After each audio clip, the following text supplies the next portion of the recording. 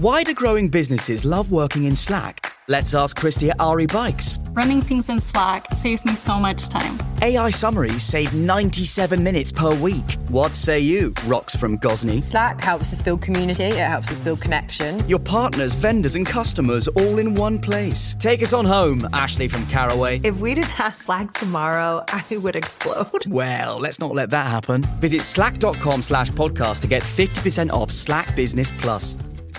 I had that dream again. My small business needs to hire, but I don't use LinkedIn, and I hire wrong. So then I'm doing IT, and when I go to plug the servers in, they become sentient, and they won't let us access our network unless we forward their chain emails and memes to more and more and more people, and then I wake up. Don't let hiring nightmares ruin your dreams. LinkedIn Jobs' new AI assistant finds and invites best fit candidates to apply, so you can discover talent you may have missed. Post your job for free at linkedin.com/quality. Start hiring today with LinkedIn. Año nuevo, los mismos Extra Value Meals en McDonald's. Ahora te puedes llevar 2 snack wraps y papitas y una bebida mediana por solo $8. Solo por tiempo limitado. Precios y participación pueden variar. Los precios pueden ser más altos en Hawaii, Alaska y California y con entrega. There is no turning a switch on, offensively speaking, in the NFL. You can't just flip a switch and all of a sudden be a great offensive team. Welcome to the Eagles Checkdown, the fastest under 10-minute Eagles podcast there is, covering news, notes, and opinions on your favorite football team, the Philadelphia Eagles, right here, jointly on the Eagles Pinpool Podcast Network and the STT Sports Network on YouTube. Guys, wherever you're watching, whichever format you're watching on, whichever channel, do me a favor, share this out, like this video, subscribe, follow, make sure you're tagging. These are the only 2 channels, the Pinpool and the STT Sports Network. They're the only 2 networks you need for Eagles and Philly sports coverage in the Philadelphia area. You'll be sorry if you're not following along these 2 great channels, guys. I'm Phil Stifle, and we are inching closer to Sunday afternoon. Eagles, 49ers, NFL wildcard. Can the Eagles stay atop the mountain as Super Bowl champions? It starts on Sunday for them. And while we have an elite defense here in Philadelphia, the talk still just sits around the offense, despite being able to win a championship with an elite defense. All anybody wants to talk about is the offense of the Eagles. And can the Eagles offense flip a switch? Can Kevin Patullo just magically start calling the right kind of plays again?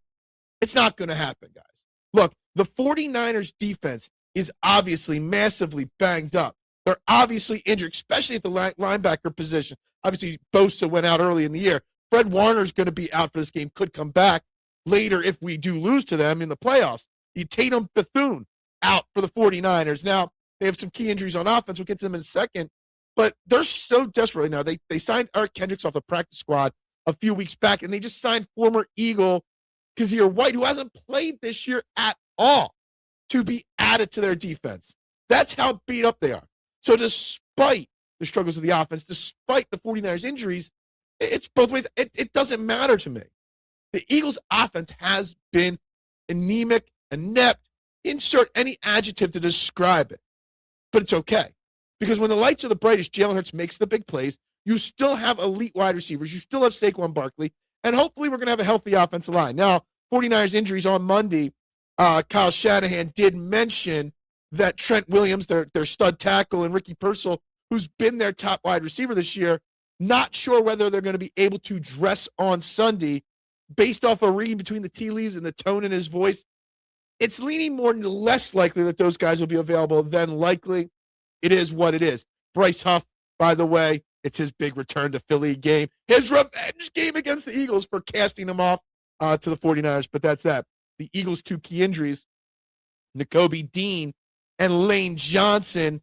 Vic Fangio spoke on Tuesday and said that he fully expects Nakobe Dean to play. But Lane Johnson, on the other hand, Nick Sirianni spoke and said he's still got to go on the practice field and show what he can do. And that's a big piece right there. Lane Johnson being out there over Fred Johnson. It's not a knock on Fred Johnson, but Lane Johnson being out there is such a key to getting maybe some form of momentum going with this Eagles offense. Look, Kevin Patullo is not going to change. If Kevin Patullo through 18 weeks did not change his play calling style, did not fix the Eagles offense, what you see is what you're going to get. All you got to hope for is that the players, the 11 players on the field for the Eagles offense, execute whatever he calls, whatever he designs to a better effectiveness than they have all year. And having a healthy offensive line, getting Cam Jurgens, Landon Dickerson some rest, Jordan Mailata, who wanted the rest, getting them rest, getting Lane Johnson would be key. Because then you can also go back to something else that works, which is the jumbo package with Fred Johnson out there as the sixth offensive lineman. That hasn't worked as well with Lane Johnson out. But to anybody that just thinks that the Eagles offense is going to magically get better this week, I think they're just lying to themselves. I want to shout out some things on defense, and we got some other breaking NFL news right minutes before recording this. Morris Jomo. Yesterday we hyped up Alex Hunt and Quinion Mitchell. Morris Jomo, an NFL defensive tackles this year on third down. First in the league in hurries. 22nd in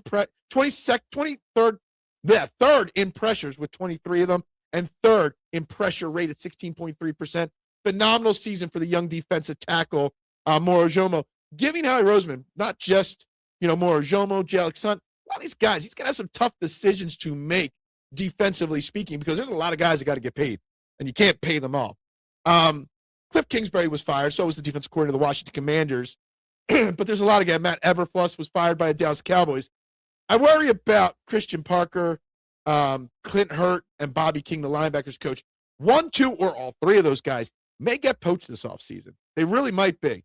But the one thing that's key, and this is probably why we ended up with Kevin Patullo as our offensive coordinator, being in the Super Bowl, people don't poach your guys because they want to have their rosters and their coaching roster filled out by the time the Super Bowl rolls around. Interviews are done by that point.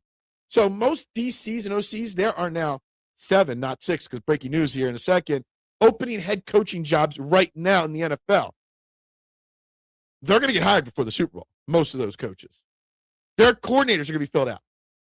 So we'll be behind the 8 ball, but we might not lose so many guys. But at least I expect at least one of those guys to get head coaching jobs. By the way, for the Eagles game, it has been announced that Kevin Burkhardt, Tom Brady, Arian Andrews, they will be on the call for Fox at 4:30 on Sunday. Breaking NFL news, literally. I'm recording this at 5:30-ish on Tuesday afternoon. Literally minutes. I got a text message right before I clicked record on this from my friend. Maybe I hadn't seen it, and I hadn't seen it. John Harbaugh, after 18 years, has parted ways with the Baltimore Ravens. He has gone almost 300 wins in his career. Obviously, Super Bowl champion in 2012.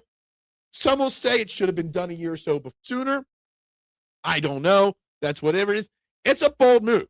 Firing a coach after 18 years takes some guts to do, and while it's probably time, it's still something pretty big that, it's going to shake the offseason up a little bit. It really is. I kind of felt like whether whoever won the AFC North was safe, Mike Tomlin, John Harbaugh, and whoever lost that game week 18, the coach would get fired, the opposing coach. But that's where we're at there. What that means for Lamar Jackson, what that means for the Baltimore Ravens offense, I don't know, or team in general, I don't know. But it's a big shakeup coming in Baltimore, and I think it's bigger news than any other coaching or GM or organizational changes that are coming in the NFL this offseason. And yesterday I spoke about Black Monday and how none of those jobs were attractive. That Baltimore job is going to be an attractive place. You've got Lamar Jackson. You've got a talented team. Big changes coming in Baltimore. Anyway, guys, we got more coming up tomorrow. Make sure you're locked into the Eagles Checkdown, the Eagles Pinpoll Podcast Network. Subscribe to the STT Sports Network. 45 subscribers away from hitting the 1,000 mark, guys. I greatly appreciate it. I'm Phil Stiefel. Everybody have a great day. Go Birds! And bubbles up. Don't chew on that, Max. Cooper loves that chew, too. Oh, now he's into Cooper's food. Wow, he is loving it. What do you feed Cooper? Blue Buffalo Life Protection Formula. He never leaves a crumb. I love it because it's made with high-quality protein, nutrient-rich fruits and veggies, and wholesome whole grains. Looks like we're switching to Blue. Blue Buffalo foods are made with the superior ingredients your dog needs to thrive. Can your dog food say that? Visit feedbluefood.com to learn more.